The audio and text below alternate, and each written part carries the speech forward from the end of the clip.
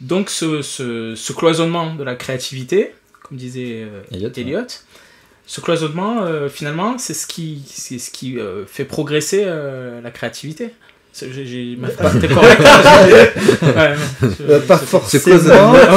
Pas tout à fait d'accord. La créativité. Disons que l'idée était là. Ouais, voilà. La censure, du coup, ça peut effectivement... c'est ce qu'on disait tout à l'heure, la censure peut pousser à trouver comment la détourner en gros et comment créer du coup différemment. C'est un stimulant. En gros. Voilà, c'est un stimulant. Par exemple, dans l'époque du Code Days, on avait un des trucs les plus connus, c'est Hitchcock, c'est dans La mort aux trousses, où il y a il représente un juste couple. après, en fait, un couple, ils commencent à s'embrasser tout dans un train, et puis juste après, le plan d'après, on voit le train qui rentre... Oh, spoiler. qui pénètre.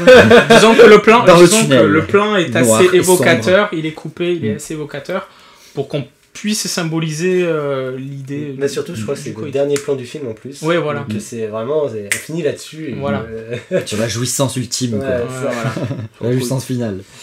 Du tunnel. Et je sais pas si à l'époque, je pense que les studios à l'époque n'avaient rien compris, ils ont rien vu.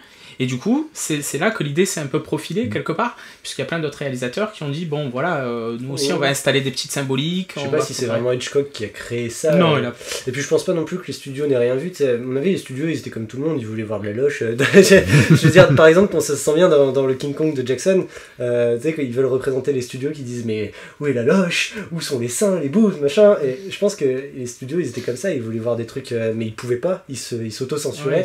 Donc après, quand t'as un Hitchcock qui fait ce genre de détournement, il est calé quand même. Du moment que ça passe dans la réglementation, c'est bon quoi. Oui, voilà. Je sais pas, parce que je pense que la plupart du grand public était un petit peu passé à côté du truc, quoi. Quoique à l'époque, quand même, la symbolique au cinéma, c'était encore assez répandu. Mais à la limite, c'est pas ça. C'est devenu très rare maintenant. C'est pas ça l'important. L'important, je veux dire, c'est l'acte. C'est-à-dire, c'est d'essayer de transgresser. Oui, c'est ça. Voilà. Et à partir de là, on peut passer directement aux motions de censure avec les personnes de couleur, les trucs comme ça, où pareil, on installe des clichés, parce que... y a... Des quotas, déjà, d'abord. Des quotas, voilà. On a installé des quotas pour imposer, en fait, d'avoir, par exemple, des personnes noires... Des femmes, des personnes noires, en fait, tout ce qui, à l'époque, n'était pas forcément... minorités. Ouais, les minorités, voilà. Et on se retrouvait forcément, on se retrouvait avec des clichés. Des caricatures. Le problème étant que ça dénature forcément le message qu'il y avait à la base d'en mettre dans un film, quoi, qui était un message positif. Ah bon, il y avait quelque chose de volontairement positif derrière ça. Et au final, on se retrouve avec un truc caricatural qui dessert complètement le propos et qui dessert ces minorités, quoi, finalement. Qui entretient des clichés, qui entretient des a priori, des jugements de valeur, etc. Et peut-être justement il faut passer, il fallait peut-être, je sais plus qui dit ça, mais il fallait passer par ces clichés pour pouvoir progresser. C'est souvent malheureusement dans comment fonctionne le système, ce sont des étapes nécessaires. On est obligé de passer par... On est habitué de voir un homosexuel à l'écran, même s'il est cliché, et du coup, lorsqu'on a un homosexuel à l'écran qui sera moins cliché, du coup, ce sera plus normal, quelque part. On va trouver ça intéressant, dire oh voilà. Je sais pas si c'est qu'ils vont trouver ça intéressant, mais... Prise de risque, un gay normal. Incroyable. Mais je pense que c'est une question de prise de risque aussi, à mon avis, pas que des scénaristes, je pense aussi des studios, d'ailleurs. Je pense que des fois, si tu veux faire un film qui tourne autour d'un homosexuel, tu vois, on dirait, attends... peut-être on te filait 3 € de budget pour faire ton petit film. Et la prochaine fois, ça te quoi, le pédophile? Et ce sera bon. Genre Almodovar, on dit bon, tu prends 3 pesos et je déconne, mais voilà, globalement, si tu mets un film, imagine un film de super-héros, la Superman, et tu mets Superman mais en homosexuel, je pense que les producteurs vont être assez moyens, tu vois. Et du coup, je pense qu'on passe entre guillemets par des clichés pour potentiellement, mais pas sûr, à en arriver ensuite à faire accepter plus facilement des personnages homosexuels normaux, du coup. C'est parce que la société a du mal à évoluer aussi, mais le problème, je trouve, c'est que le cinéma évolue moins vite que la société. Je pense pas que ce soit la société le problème. Par exemple, tu regardes... dans l'idée des producteurs, je pense que oui. Je pense qu'ils ont peur, et que donc... Oui, dans leur tête. Tu regardes le nombre de personnes qui sont pour un James Bond noir avec Idris Elba, les studios, ils veulent pas parce qu'ils ont peur. On sait pas pourquoi le monde leur crie mettez-nous Idriss Elba en James Bond. Attends, je sais pas, il y a eu des histoires, mais je sais pas si c'est vrai ou quoi, mais le mec se serait suicidé ou quoi parce qu'il y avait un noir dans Star Wars 7, quoi. Donc un personnage principal. Ça je suis pas sûr. Je suis pas sûr que ce soit vrai, mais bon, en tout cas je sais que ça a fait un petit peu râler, quoi. Ouais, ça doit être un truc faux. Ouais, mais c'est quand même aberrant, quoi. Ouais, enfin, à un moment donné, on n'est pas. Enfin, tant pis, quoi. Je veux dire, le mec, voilà. il a choisi de se suicider. Voilà. Si c'est pas la faute, c'est pas la faute. Je veux dire, quand dans les années 40, on grimait des blancs en noir pour donner l'idée du propos qu'il y avait un noir dans le film. Bon, c'était totalement maladroit, ridicule, voire raciste et compagnie. Bah, du coup, mais je veux dire, on n'en est plus là, quoi. Dans les années 80, je pense que c'était acquis déjà l'idée qu'il y ait des noirs, même s'ils étaient un sidekick ou. Ouais, c'était acquis, mais c'était toujours des comiques reliefs, quoi. Pas forcément. Pas forcément, il y en avait d'autres. Ouais. D'ailleurs, il y a eu une période Black Exploitation aussi, qui a été intéressante parce que c'était peut-être dans le surjeu, c'était peut-être dans l'extrême. C'était un peu caricatural aussi, oui, quoi. aussi. Mais l'idée, du coup, passait d'une façon seconde. Enfin, il y avait un second degré qui faisait passer un petit peu le truc. T'as déjà essayé de comparer le premier, les profanateurs de Sépulture, avec celui de Philip Kaufman, il s'appelle. Enfin, c'est le remake qui a été fait après, dans les années 70.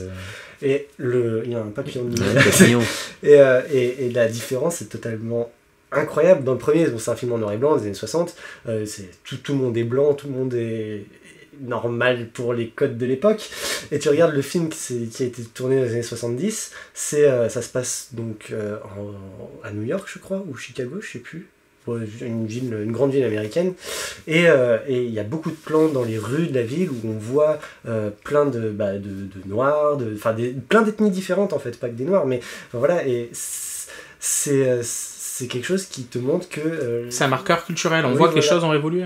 Exactement. Et enfin voilà, c'est tout ça pour dire que la société ne voulait pas. Enfin, c'est pas parce qu'on a vu ça à cette époque-là que les gens ont crié tout de suite oh là là, plein de noirs dans un film, c'est incroyable. Je sais pas, c'est. Il y a une acceptation qui se fait naturellement, je pense, parce que la société évolue, c'est normal.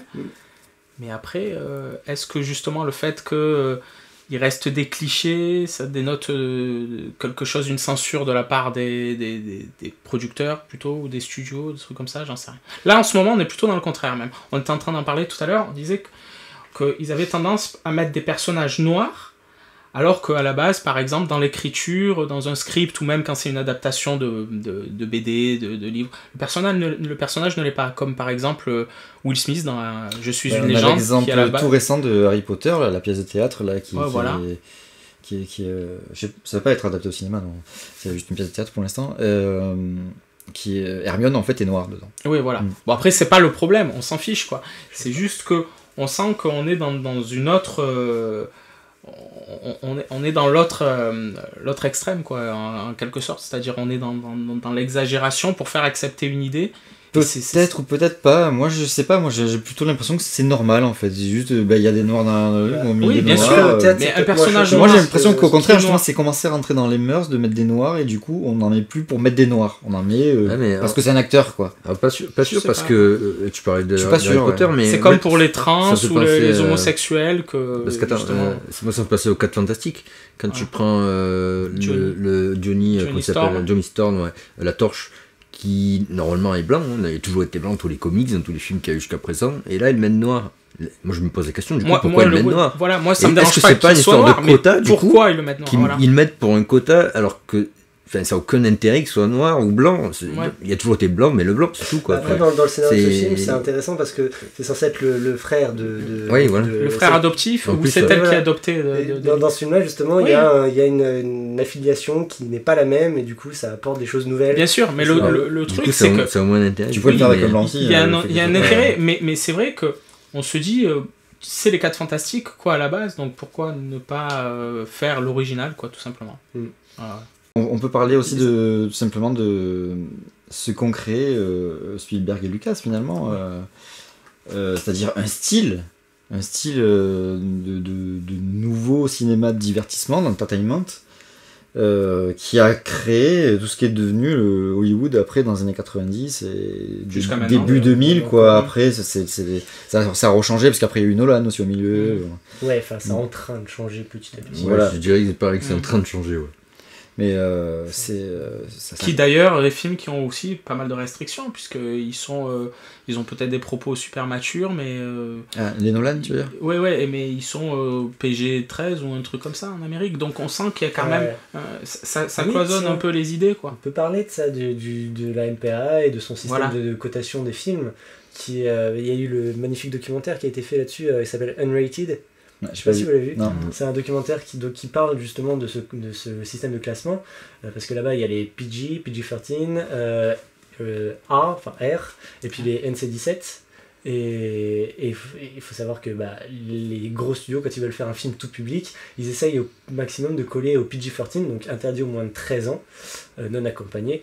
Et dès qu'un film est coté R, voire NC-17, NC-17 c'est de la pornographie là-bas, mais R c'est violence graphique, drogue, c'est tout ce qui est Requiem for a Dream. Mad Max il a été R je crois. C'est possible. C'est possible. Mais Deadpool il a été R, et d'ailleurs Deadpool c'est justement un magnifique exemple parce que ça a été une des conditions comment il s'appelle ? De production. L'acteur principal qui a porté le projet. Je sais plus. Merde, c'est un de mes acteurs préférés. Enfin bref, cet acteur-là qui joue Deadpool a dit on le fait, mais à condition qu'il soit classé R. Parce qu'il voulait faire vraiment un film de super-héros pour adultes, pas Dixit des Marvel. Alors, il faut dire que la condition, justement, la problématique de quand on tourne un film R, c'est qu'en général, les salles de cinéma n'acceptent pas. Parce que ça leur fait perdre forcément beaucoup de gens, parce que les enfants ne peuvent pas y aller, les grands-parents qui amènent les enfants, et voilà. Ce film-là, ça te montre que, en fait, non, c'est pas vrai, parce que ça a été d'un peu... ça a été, on va dire, l'exception qui confirme un petit peu la règle, parce que... Si Mad Max a été aussi, Mad Max ça a bien marché aussi. Oui, mais ça a été moins popularisé que Deadpool. Parce que Deadpool, je pense que ça a été vraiment le premier film où on dit, voilà, les films de super-héros ne sont pas pour les enfants, alors que Watchmen aurait pu le faire, d'ailleurs, mais les films de super-héros ne sont pas forcément pour les enfants. Et la réponse du public a été superbe parce que justement ils sont allés en masse. Alors que justement les films R en général c'est très timide en salle et les gérants de salles ne les gardent pas. Donc c'est vrai que du coup ça enlève un petit peu de liberté aux réalisateurs qui veulent faire des films qui parlent peut-être de choses qui sont moins convenues. Et le fait qu'on va les classer R, ils savent qu'ils vont pas faire d'entrée, que les producteurs... Donc c'est là où on est dans l'autocensure en fait. Oui, voilà, c'est l'autocensure. La MPA en plus, donc c'est un truc intérieur à Hollywood qui s'autorégule justement. Et donc dans ce documentaire-là qui s'appelle Unrated, il montrait que des films en production étaient envoyés à un public type qui faisait partie de la MPA, qui regardait le film et il disait alors ça il faut changer parce que sinon ça va pas être accepté. Tout à fait ça. C'est le public qui décide. Et recouper le film en fonction de tout ça. Et à côté de ça, tu as donc le non-classement, Unrated. Tu as certains films qui choisissent justement de ne pas passer devant cette commission-là pour pas avoir un label dessus. Mais ces films-là sont aussi maltraités que des films interdits au moins de 17 ans ou R. Les salles ne les acceptent pas du tout en général parce que le contenu n'est pas approuvé. Voilà. Donc eux, c'est normal, ils savent qu'ils vont peuvent faire d'entrée. Et deux, ils ont même peur des plaintes, probablement, j'en sais rien, quoi. Parce qu'en Amérique, c'est différent. Puis une autre absurdité qui était montrée dans ce documentaire-là, je me souviens, c'est qu'ils prenaient deux films avec des scènes similaires, vraiment presque plan pour plan, des scènes de cul, mais pas pornographique, vraiment juste un deux bisous, on pouvait voir un petit téton par-ci par-là. Et le film qui était produit par la grosse major était accepté R, tandis que le film indépendant était classé direct NC-17, interdit au moins aux mineurs, quoi. Alors que c'était vraiment les mêmes scènes plan pour plan. Pour ce genre de choses, c'est plus compliqué d'être créatif pour compenser, quoi. Tu vois ce que je veux dire ? Quand tu veux mettre de la violence, c'est qu'il y a un propos derrière. Oui. Donc ça ne marchera pas si tu n'en mets pas, quoi. Si tu auras beau essayer de...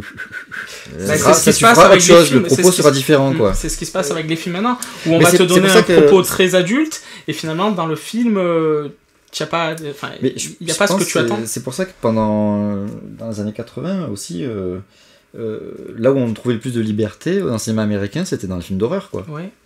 Non, même pas, c'était pas spécialement un film d'horreur, parce que je sais pas dans quoi vous classez, on en parlait tout à l'heure, Robocop par exemple, c'est pas vraiment un classé horreur, c'est très transgressif, c'est très satirique, c'est très politisé. Classé comment à l'époque Robocop aux États-Unis, parce que c'était hyper violent quand même. Oui, c'est vrai. Voilà, après Paul Verhoeven d'ailleurs, puisqu'on parlait de censure et de résultante, je crois qu'il s'est fait blacklister d'Hollywood. Ouais, il y a eu une histoire comme ça. Donc ça démontre que la censure est d'autant plus forte même maintenant que dans les années 80 sûrement. Ouais. Et pourtant, c'est vrai que quand on revoit le remake de Robocop qui a été fait il y a quelques années, là, de 3 ans, un truc comme ça, 3 ans peut-être, Ouais. on se dit qu'effectivement, le temps de Verhoeven est loin. Non, mais il était pas seul, hein, même Kubrick, je crois, Oui, avec mais même Full le Metal premier- même le Jacket, premier puisqu'on en terme. parlait tout à l'heure, qu'on disait qu'il était pas forcément de cette génération et tout. Ça a été des réalisateurs qui étaient très, très transgressifs. Et Orange le premier, Mécanique. Voilà, Orange Mécanique. premier Terminator n'était pas forcément transgressif, mais il y avait quelque chose aussi d'assez. Oui, voilà, bah, c'est sans concession. Sans concession. C'est la différence avec le cinéma de maintenant, qui est soi-disant plus libre, mais finalement, ils font beaucoup plus de concessions sur beaucoup de choses, quoi, même dans l'écriture, des fois. Et bon, finalement, on C'est se pour ça, retrouve avec, c'est pas le Code Ace, bien sûr, mais parce que justement, on parlait des clichés tout à l'heure, et que maintenant, voilà, beaucoup de choses sont beaucoup plus acceptées, mais on reste quand même assez restreint. C'est pour ça que je sur disais beaucoup de tout à choses. l'heure que je pense que c'est aussi les auteurs, les réalisateurs qui s'auto-censurent quelque part, qui s'auto-formatent Ouais. pour entrer dans le cadre et pour comme oui. ça ils savent qu'ils ont leur budget, ils font leur film. Oui, parce que l'autocensure, c'est quelque chose de quand même de plus ou moins conscient. Alors que l'autoformatage, C'est ou le formatage tout simplement, hein, c'est quelque chose que tu acquiers sans t'en rendre compte, quoi. Oui, ça peut dépendre. Si tu prends juste ce que tu as appris à l'école de cinéma et que tu le refais pareil parce que ça marche, bon, mais ton film il marche, Oui, mais c'est pas intéressant. oui. Et est-ce que maintenant, il n'y aurait pas une nouvelle génération? Alors, je m'emporte peut-être un peu, on me dira, mais par exemple avec Nel Blomkamp, voilà, qui est un Africain du Sud. Lui, C'est ça, Africain du Sud. il s'est vendu. Non, Voilà, il était- mais on sentait, dans District 9, son premier film, on sentait que il était aidé par Peter Jackson, je crois que c'est ça, il le était studio produit par Peter et Jackson. poussé par Peter Mais on Jackson. sent qu'il a une liberté quasi totale sur ce qu'il voulait faire, parce qu'on sent bien le message politique de l'apartheid, on voit la violence graphique, tout le cinéma un petit peu des années 80 qui est ressorti. Hein. Et le problème avec ça, c'est que le film a vachement bien marché, et après, quand il a voulu faire ses autres films, les studios lui ont dit, bon, ok, on te produit, mais tu refais exactement la même chose que dans District 9. Tu regardes Elysium, c'est la même chose. Ouais. Chappie, c'est pas forcément la même chose. Avec Chappie, l'écriture en moins même, avec le côté Ouais. politisé beaucoup Bah, moins. déjà, t'as l'impression de regarder la même chose parce que la photographie c'est la même, Oui, voilà. les studios effets spéciaux ils bossent pareil, t'as vraiment les mêmes images quoi. Mhm.